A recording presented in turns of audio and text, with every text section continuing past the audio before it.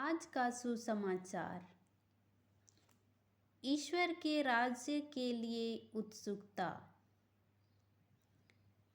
यूहन्ना तक संहिता और नबियों का समय था। उसके बाद से ईश्वर के राज्य का सुसमाचार सुनाया जाता है और सब उसमें प्रवेश करने का बहुत प्रयत्न कर रहे हैं। आकाश और पृथ्वी टल जाए तो टल जाए, परंतु संहिता की एक मात्र भी नहीं टल सकती। जो अपनी पत्नी को परित्याग करता और किसी दूसरी स्त्री से विवाह करता है, वह व्यभिचार करता है, और जो पति द्वारा परित्यागता से विवाह करता है, वह व्यभिचार करता है। एक अमीर था जो बैंगनी वस्त्र और मलमल पहनकर प्रतिदिन दवत उड़ाया करता था। उसके फाटक पर लजरूस नामक कंगाल पड़ा रहता था, जिसका शरीर फोड़ों से भरा हुआ था।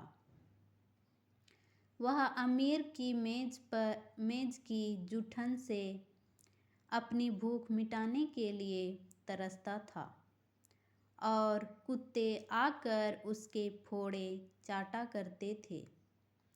वह कंगाल एक दिन मर गया और स्वर्गदूतों ने उसे ले जाकर इब्राहिम की गोद में रख दिया।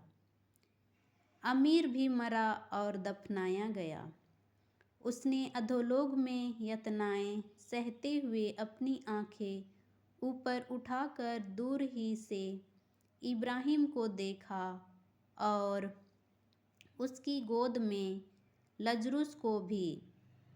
उसने पुकार कर कहा, पिता इब्राहिम, मुझ पर दया कीजिए और लजरूस को भेजिए, जिसने वह अपने उंगली का सिरा पानी में भिगोकर मेरी जीभ ठंडी करे, क्योंकि मैं इस ज्वाला में ताप रहा हूँ। इब्राहिम ने उनसे कहा, बेटा, याद रखो कि तुम्हें जीवन में सुख ही सुख मिलता था और लजरूस को दुख ही दुख। अब उससे यहाँ सांत्वना मिल रही है और तुम्हें यातना।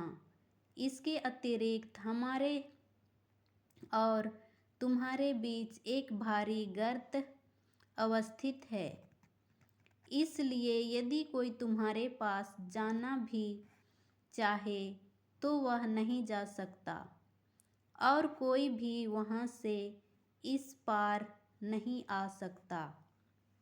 उसने उत्तर दिया, पिता, आपसे एक निवेदन है। आप लजरूस को मेरे पिता के घर भेजिए, क्योंकि मेरे 5 भाई हैं। लजरूस उन्हें चेतावनी दे कही, ऐसा ना हो कि वे भी यातना के इस स्थान में आ जाए।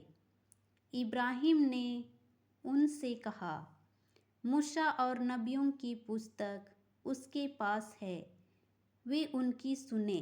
अमीर ने कहा, पिता इब्राहिम, वे कहा सुनते हैं, परंतु यदि मुर्दों में से कोई उनके पास जाए तो वे पछतावा करेंगे। पर इब्राहिम ने उससे कहा, जब वे मूसा और नबियों की नहीं सुनते, तब यदि मुर्दों में से कोई भी जी उठे तो वे उसकी बात भी नहीं मानेंगे। यह प्रभु का पवित्र सुसमाचार है। हे ख्रिस्त,